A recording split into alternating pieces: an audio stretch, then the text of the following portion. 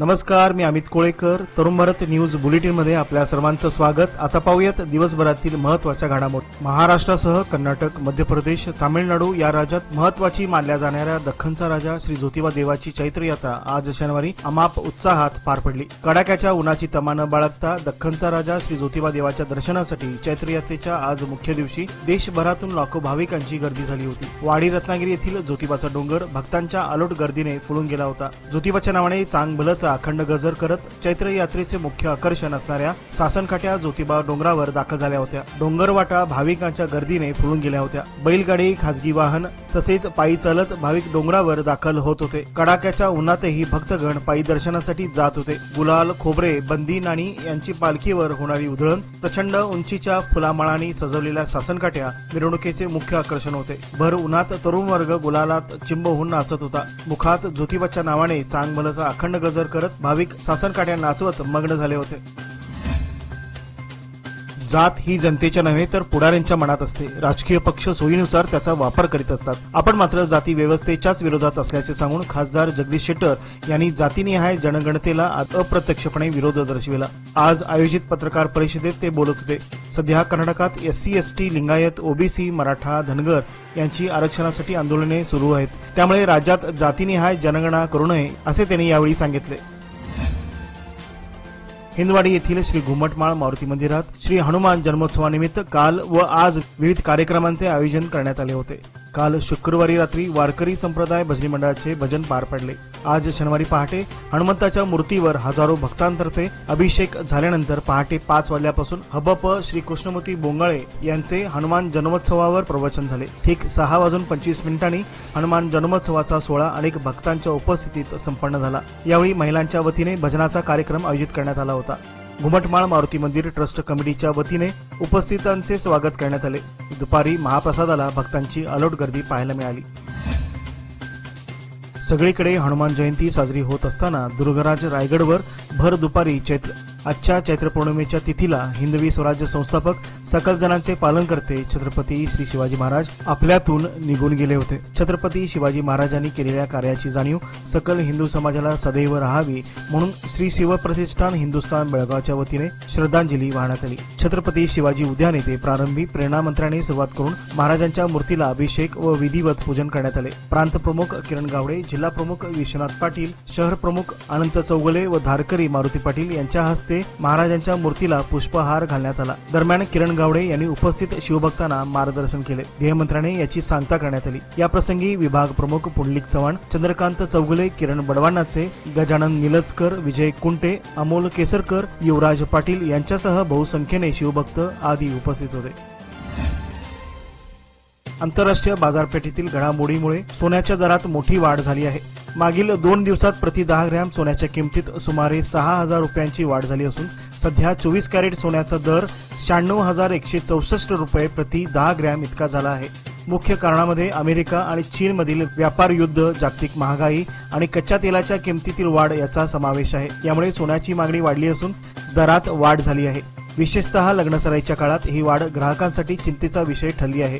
सराफी बाजारपेठेतील तज्ञांच्या मते येणाऱ्या काळात सोन्याच्या दरात आणखीन वाढ होण्याची दाट शक्यता वर्तवण्यात आली आहे. ग्राहकांनी सोन्याची खरेदी करण्यापूर्वी बाजारपेठेतील बदलांचा विचार करूनच निर्णय घ्यावा असे तज्ञांचे मत आहे. कोबीच्या दरात मोठ्या प्रमाणात घसरण झाल्याने तालुक्यातील शेतकरी आर्थिक संकटात सापडला आहे. तालुक्यातील काकती, कडोली आणि इतर परिसरातील शेतकऱ्यांनी लावलेल्या कोबी पिकाला योग्य बाजारभाव मिळत नसल्याने संतप्त शेतकऱ्यांनी जनावरे आणि ट्रॅक्टर चालवून आपल्या शेतातील कोबी पीक नष्ट केल्याचे दृश्य पाहायला मिळाले. सध्या बाजारात 10 किलो कोबीला केवळ 7 रुपये भाव मिळत आहे. म्हणजेच एका किलोसाठी 70 ते 80 पैशाचा दर मिळत आहे. या अत्यल्प भावामुळे शेतकऱ्यांना उत्पादन खर्चही परवडत नाही. त्यामुळे आर्थिक अडचणीत सापडलेले शेतकरी हवालदिल झाले आहेत. अलीकडेच बेळगाव जिल्हाधिकारी कार्यालयासमोर शेतकऱ्यांनी कोबी रस्त्यावर टाकून आपला संताप व्यक्त केला होता. आता शेतकऱ्यांनी आपल्या शेतामध्ये शेळ्या मेंढ्या सोडून त्यांचे तरी पोट भरेल अशा भावना व्यक्त केल्या आहेत. सरकारने तात्काळ हस्तक्षेप करून कोबीची किमान आधारभूत दराने खरेदी करावी जेणेकरून शेतकऱ्यांना दिलासा मिळू शकेल अशी शेतकऱ्यांची मागणी आहे. नवे पाऊल नवा संकल्प लोकमान्य सोसायटी सादर करत आहे लोकमान्य शुभारंभ ठेव योजना, जी देते तुमच्या ठेवीवर आकर्षक व्याज. ज्येष्ठ नागरिकांसाठी 0.5% अधिक व्याज. अधिक माहितीसाठी कॉल करा 1800 992124050. लोकमान्य, जिथे पैसा वाढतो आणि नातं वृद्धिंगत होतं.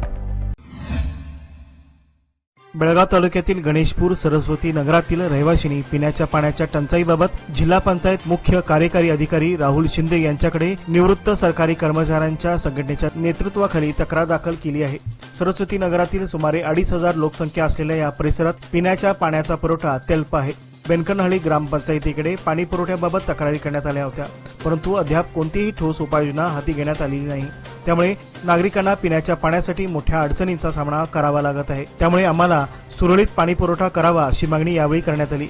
या प्रसंगी निवृत्त कर्मचाऱ्यांच्या संघटनेचे सदस्य MG बेल्लद, शांतीनाथ जानगौड, अशोक तिरवाडकर, गणपत देसाई, सूर्यकांत डुबळे आदी उपस्थित होते.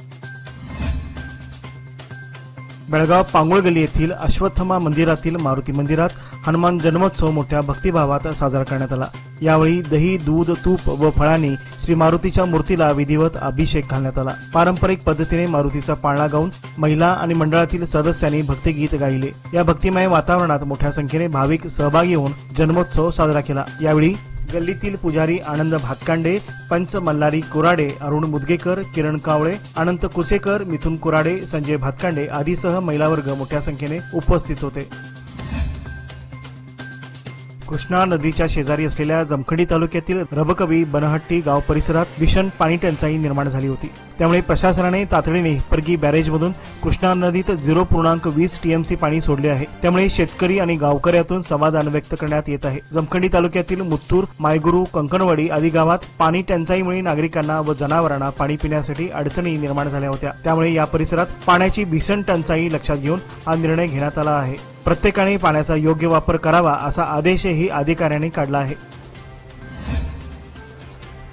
शिवसेना उद्धव बाळासाहेब ठाकरे सीमाभाग बेळगाव यांच्या वतीने परंपरेनुसार शहापूर येथील श्री छत्रपती शिवाजी उद्यानात आज शनिवार दिनांक 12 एप्रिल रोजी छत्रपती शिवाजी महाराजांच्या मूर्तीचे शिवपुण्यतिथीनिमित्त पूजन करण्यात आले.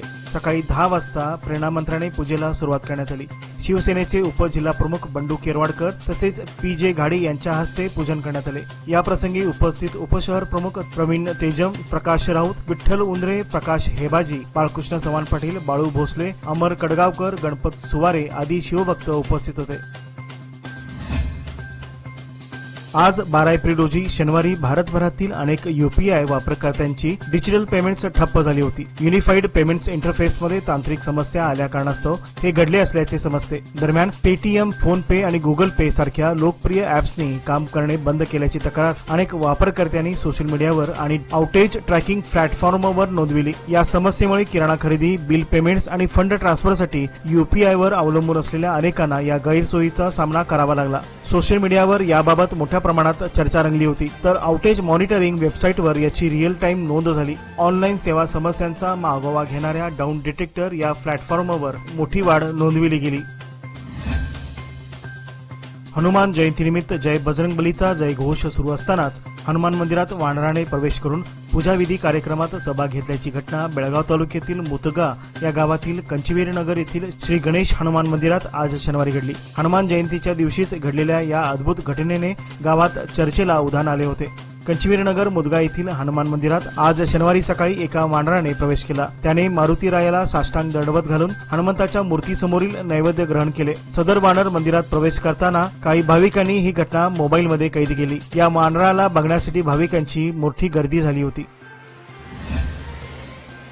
दख्खनचा राजा श्री ज्योतिबा देवाची चैत्रयात्रा आज शनिवारी अमाप उत्साहात पार पडत आहे. बेळगाव शहरातील शिवबसवनगर येथील श्री ज्योतिबा देवाच्या दर्शनासाठी चैत्रयात्रेच्या आज मुख्य दिवशी शहर आणि परिसरातील हजारो भाविकांची गर्दी झाली होती. ज्योतिबाच्या नावाने चांग भलचा अखंड गजर करत चैत्रयात्रेचे मुख्य आकर्षण असणाऱ्या सासनकाठ्या कोल्हापूर येथील ज्योतिबा डोंगरावर दाखल झाल्या. याच अनुषंगाने चांग भलच्या गजराने अवघ्या शहरातील ज्योतिबा मंदिर परिसर फुलून गेला होता.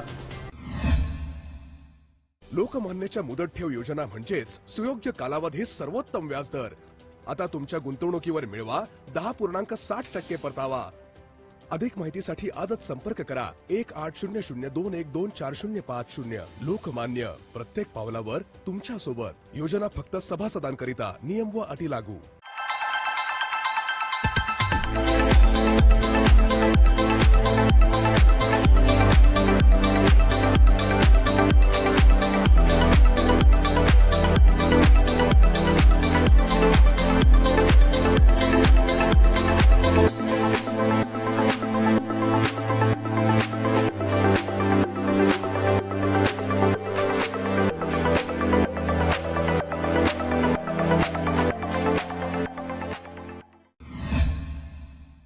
भारतीय राज्यघटनेचे शिल्पकार भारतरत्न डॉक्टर बाबासाहेब आंबेडकर यांच्या 135व्या जयंतीनिमित्त बेळगाव शहरात जय्यत तयारी सुरू असून उद्या रविवारी विविध कार्यक्रमांचे नियोजन करण्यात आले आहे।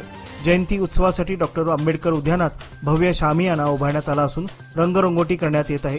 डॉक्टर बाबासाहेब आंबेडकर जयंती उत्सव समितीतर्फे कॅम्प येथील संचयनी सर्कल येथे नव्याने नामकरण झालेल्या डॉक्टर बाबासाहेब आंबेडकर चौक पासून भव्य शोभायात्रा निघणार आहे। उत्कृष्ट आरास आणि देखाव्यांना स्मृतिचिन्ह देण्यात येणार आहे। त्यानंतर शहरातील डॉक्टर बाबासाहेब आंबेडकर उद्यानात आंबेडकरांचे विचार मांडले जाणार असून यामध्ये राजकीय, सामाजिक व प्रशासकीय अधिकारी सहभागी होणार आहेत।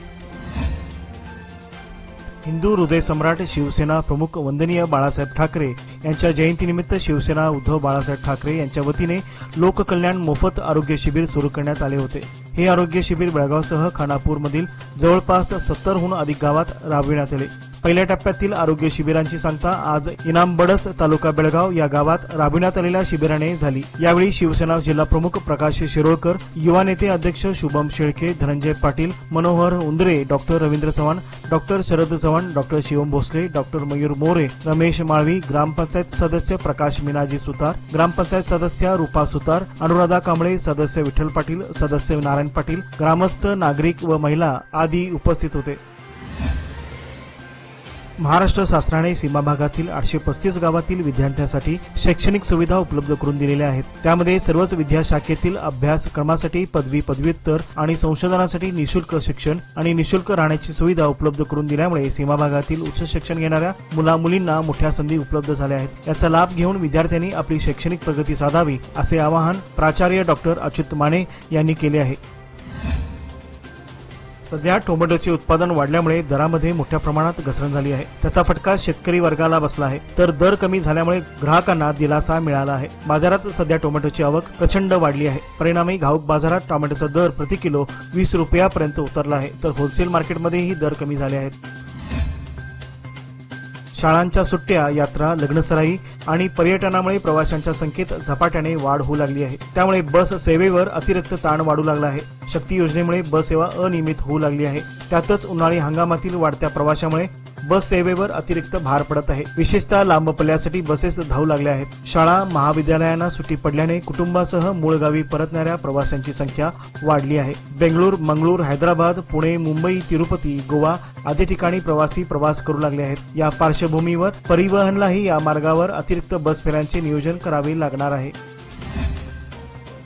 जम्मू काश्मीरच्या अखनूर परिसरातील किरीबट्टल भागात शुक्रवारी उशिरा झालेल्या दहशतवादी चकमकीत 9 पंजाब रेजिमेंटचे जेसीओ कुलदीप चंद हे शहीद झाले। सुरक्षा दलांनी परिसराला तात्काळ घेराव घालून शोध मोहीम सुरू केली। दरम्यान किश्तवाड जिल्ह्यातील जंगलात सुरू असलेल्या दुसऱ्या कारवाईत सुरक्षा दलांनी 3 दहशतवाद्यांचा खात्मा केला असून त्यामध्ये जैश-ए मोहम्मद संघटनेचा टॉप कमांडर सैफुल्लाह याचाही समावेश आहे। ही कारवाई रात्रीपासून सुरू आहे। सुरक्षा यंत्रणांनी दिलेल्या माहितीनुसार ऑपरेशन अद्याप सुरूच आहे। याचबरोबर आजचे बातमीपत्र येथेच संपले। अधिक माहिती आणि ताज्या घडामोडीकरता पाहत रहा तरुण भारत न्यूज चॅनल। तसेच आमच्या चॅनलला लाईक, शेअर आणि सबस्क्राईब करायला विसरू नका। विश्वासार्ह बातम्यांसाठी दररोज वाचा दैनिक तरुण भारत। धन्यवाद।